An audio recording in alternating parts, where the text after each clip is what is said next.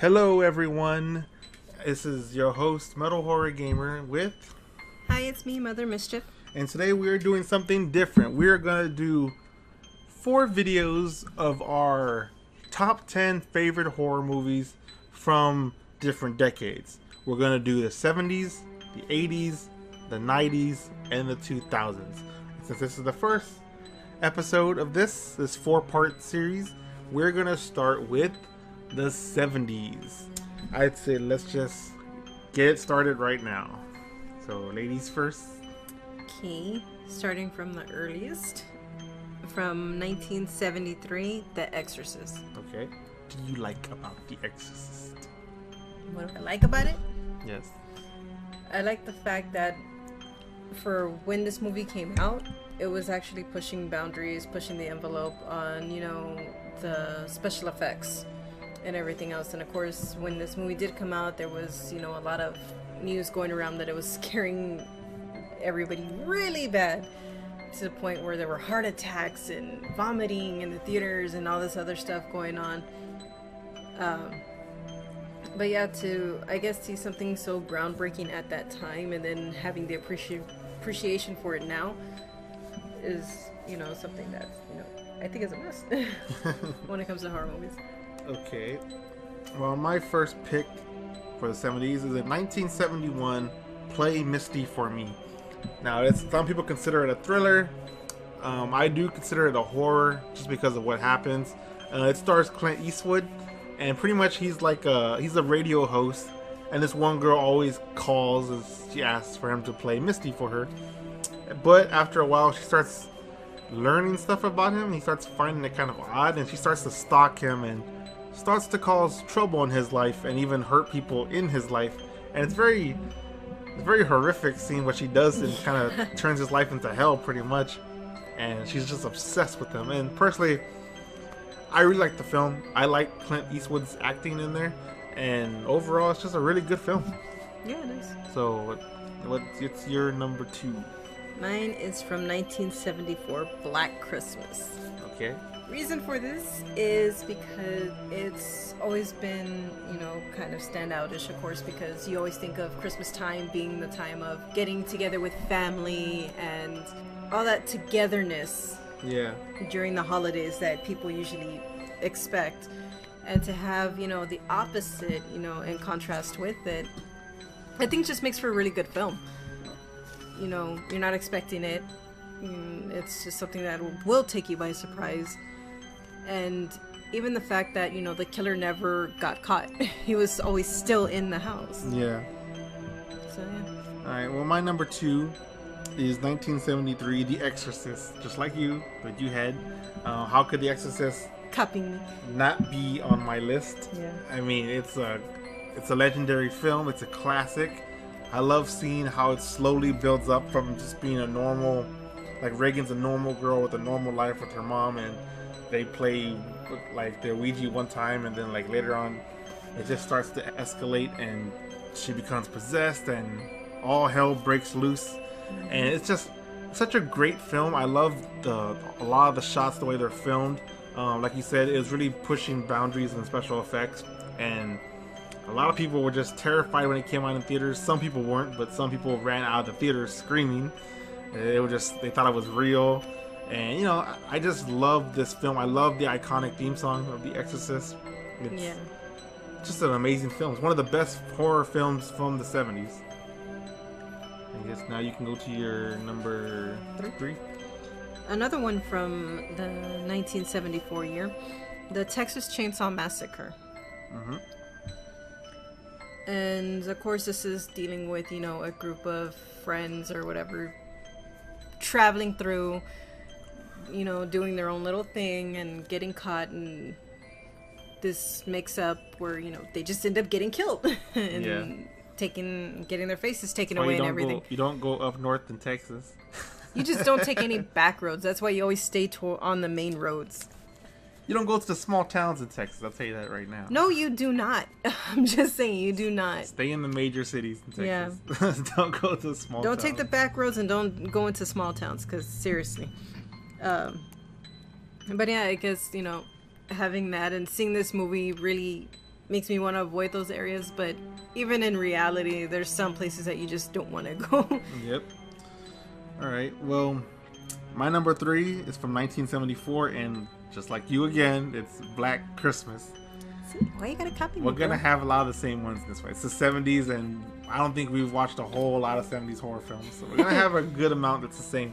So, Black Christmas, yes, very unconventional, a very unconventional theme for a horror film. You don't usually think of Christmas for horror, but this film works. I like the way it works. This guy, you don't know who he is, you don't know why he's doing what he's doing, but he just breaks into this like sorority house, stays up in the attic, and slowly kills them off one by one. You have no clue why he's doing it. He's just doing it just to do it. And personally, I find that more scarier than like the remake that tried to add a story behind it and shit. And I was like, it's more scarier when you don't know who he is and you don't know why he's doing it. Yeah, I think it's a lot scarier than someone who has. And the very end, I love the ending where the cops leave the protagonist. I always forget her name. I can't remember her name now.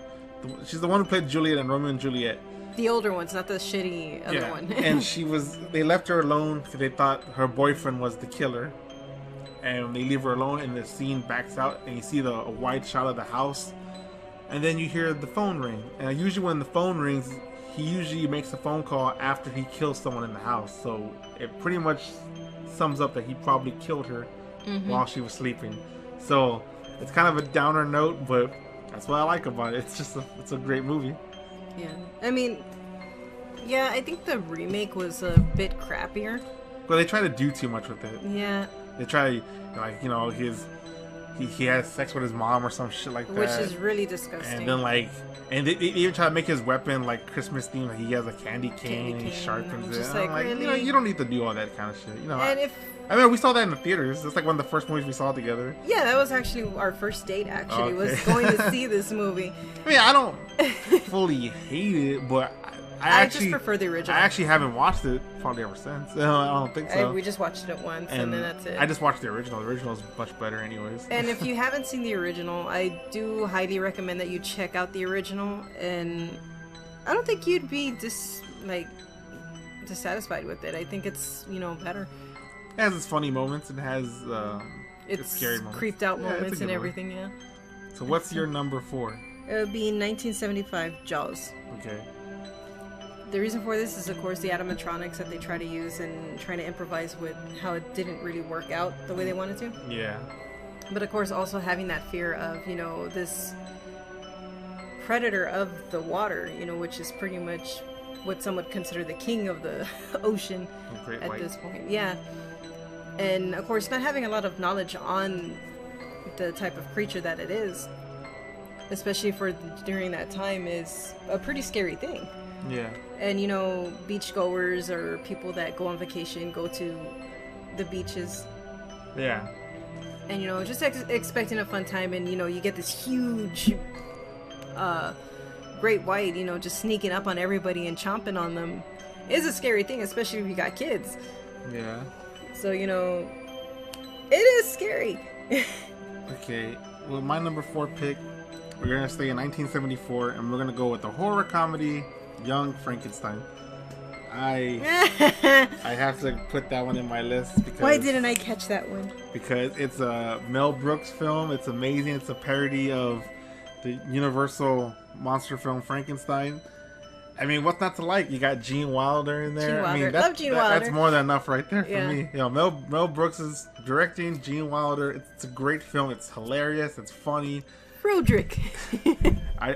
That line. I mean, the whole movie has so many iconic lines in there. It's amazing. It's an amazing film. It is. It's one of the best horror comedies I can think of.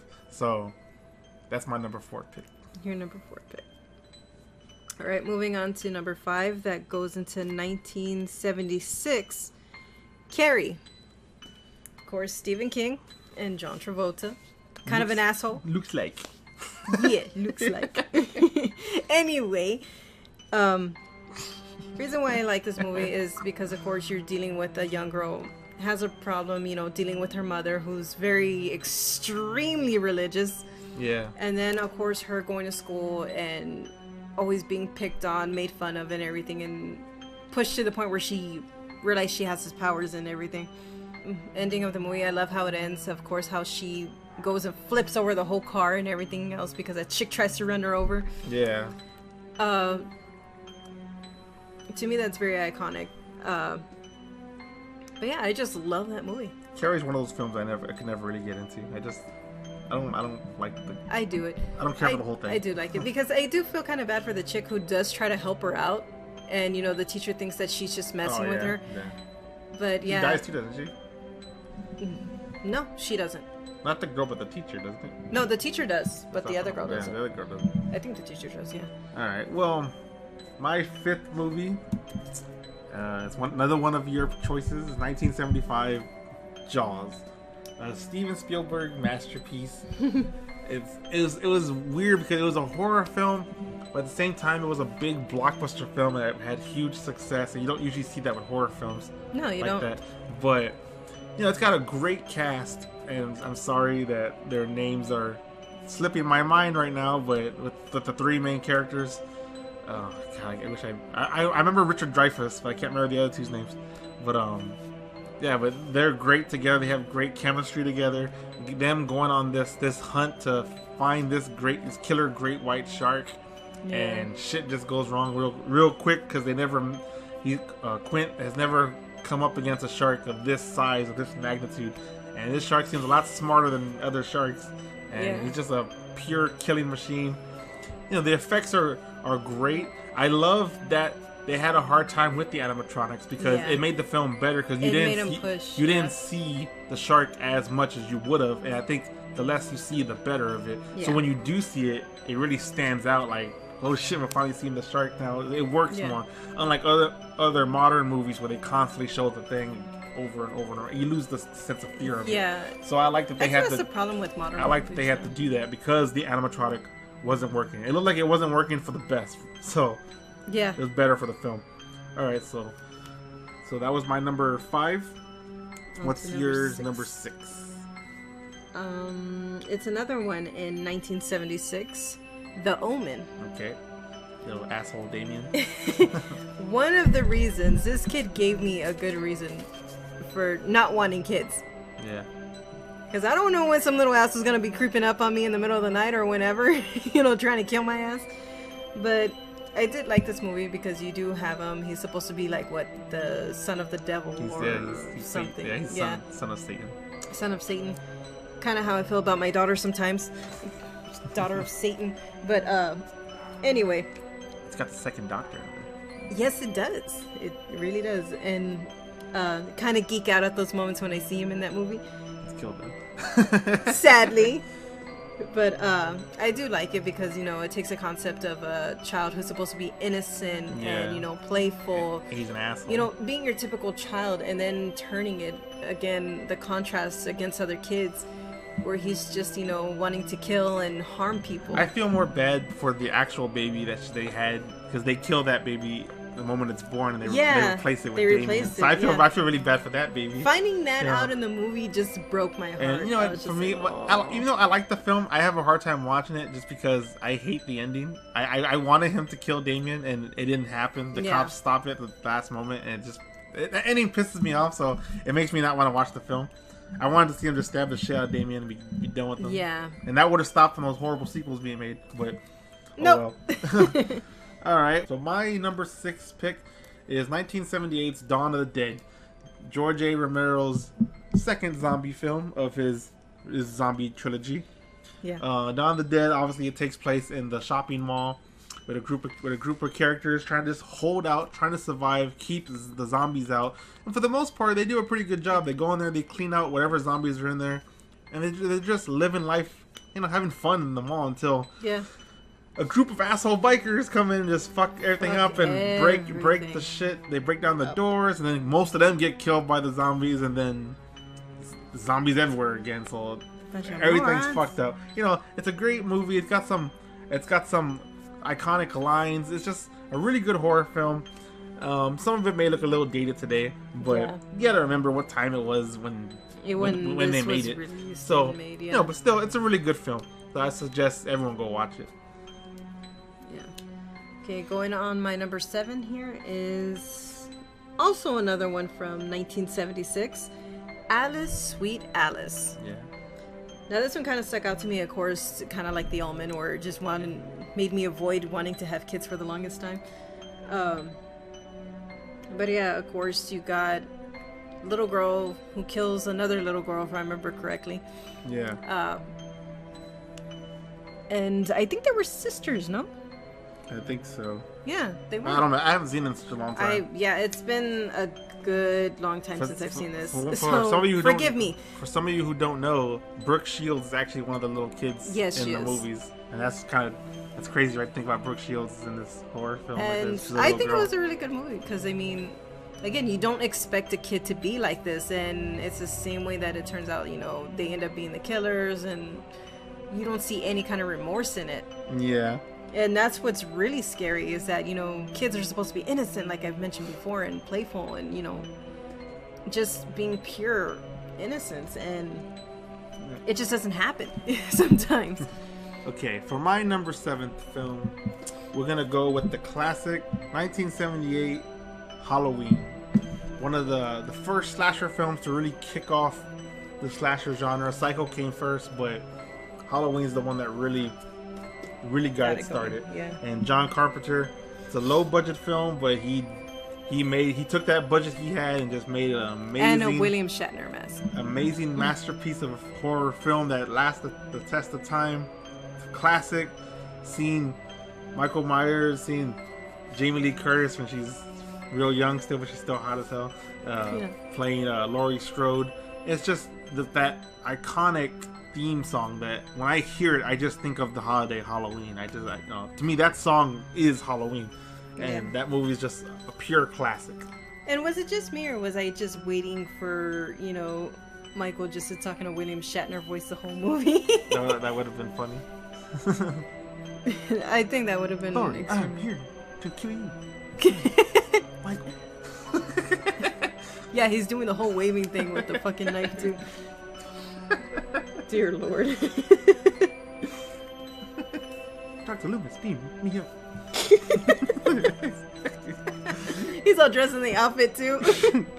And my number 8 is 1978 Halloween. Halloween as well, for the same reasons that you just mentioned. Yeah. So yeah. You don't Ditto. have anything else to add? Not really. Okay, well, alright. Okay, so my number 8 is 1978 Invasion of the Body Snatchers. Damn it, man. I love this movie. Donald Sutherland is amazing in there. Yep. The movie, it's a remake of the original film. It's one of the, I would say it's in the list of one of the best horror remakes of all time. It's really good. I love how you see people you don't know, are they still them or were they taken already? You don't know, and when you do know, it's pretty terrifying when you find out. That's what builds up the tension, is that you see these characters and you know it's them, and then later on in the next scene when you see them together again, it's like, okay, are they the same people? Are they different? The tension slowly builds up because you realize the humans are starting to shrink down and more of them becoming these aliens, and all of a sudden you're starting to feel alone, and you see that they're losing this battle, they're not winning, and then the ending is just iconic. It's classic. Everybody does so many parodies of it, like Futurama and everything. So Invasion of the Body Snatchers is a very good film. It is. And number 9 on my list out of 10 is 1978 Invasion of the Body Snatchers as well. You copping bastard. But same reasons. I mean, the whole tension of not knowing who's who, and if, like I said, if it's them or not. Yeah. Just the ending was just so sad, though. Yeah, I feel sorry for her. I was just like, oh my god. I just wanted to cry. She has that big smile on her face, like, hey. Like, full of hope, and then until he turns around and does that scream, and then she's all like, fuck. And all of a sudden she's screwed. You know that's it for her. She's gonna get it now. That's a sad ending. You're gonna get it, Bobby. My number 9 film comes from 1979, and it's Alien. I love Alien. It's the best sci-fi horror film of all time. I'm saying that right now. It is. Ridley Scott is a genius. It's everything about this movie is perfect. The build up, it's slow, but it slowly builds up the tension. You see,